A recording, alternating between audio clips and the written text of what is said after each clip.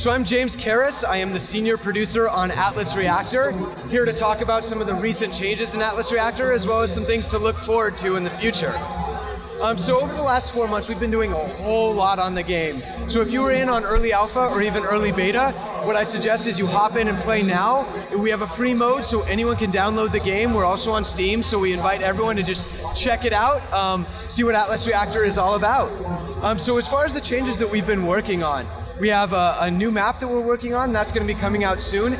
Oh, I should talk about the past 4 months. Sorry about that. So yeah, so over the past 4 months, one of the biggest changes we've been making is to our monetization system. We really listened to feedback from the players on what they wanted, and we've changed sort of the things that you could purchase within the game.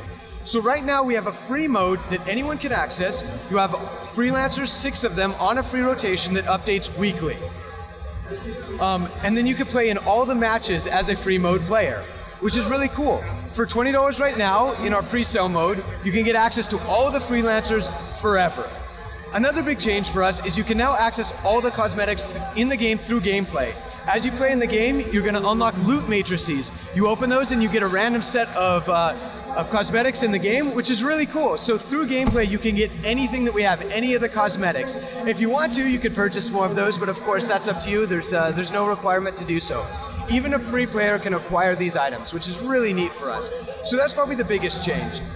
The other stuff that you'll see if you haven't played in a while is changes to the collection. We've completely removed the store. We have the collection there, so you can actually track all of the stuff that you're getting in game. You can aim for a specific character or try to collect everything for them, which is really fun and adds a new level of excitement. We've also been listening to the competitive scene. We have Prep Phase League, which is a community-run league, and they just ran their first tournament with a big cash prize.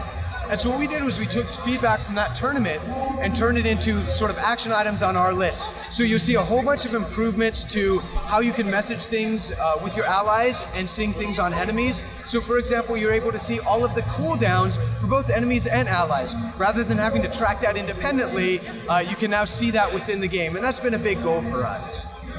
So moving forward, we're continuing to listen to feedback from our beta community. We've got a bunch of new freelancers coming. You're gonna see a new freelancer come out in the next couple weeks. She's really cool, very exciting. The one that we just released is actually Orion, and his code name while we were developing was Martyr, and the reason for that is his specialty is he'll push something on an ally and he can redirect damage to himself. So he takes damages for his ally. He thinks a lot of himself. He basically experimented on himself in the reactor, trying to gain godlike powers, and you're gonna see those manifest themselves. But unfortunately, what he didn't know is that he needs to keep absorbing energy or else he'll lose his powers. And that's why he tries to help out his allies. Not because he really likes them, but because he needs the energy from them. So he's really good at dealing damage. He forms crystals behind himself, and when you have a full set of crystals, you can do a big honking ultimate, but the sacrifice for that is that while you have the crystals, you're doing more damage on all of your other abilities. So it's really a choice of, do I use my crystals for my ultimate, or do I keep them on myself, not use the ult, and try to do more damage? Another thing that we've really tried to focus on since we last talked to you guys was our new player experience. Because we have a very different and unique game, we wanted to make sure that people could get in, understand what was going on, and learn the game and really learn to love it. And what we found is, now after players play, somewhere in the ballpark of like 4 or 5 matches, they really start to get it and they get really excited and they kind of fall in love with it. So we have a new revamped tutorial that you can play through, which really walks players through how to play the game. So if you haven't played for a while, I suggest hopping in, run through the tutorial. You should get a good understanding of how that works. The other thing is we've got a great community, and they're online during beta all the time, helping players understand how to play and really learn those abilities. You also see a whole lot of resources online.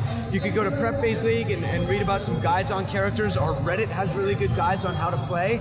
And so that's really what I suggest for players that haven't played in a while, is it's so much easier now to get in with the new tools we have and learn how to play. And then you'll learn how Atlas Reactor works and what makes it such an amazing game.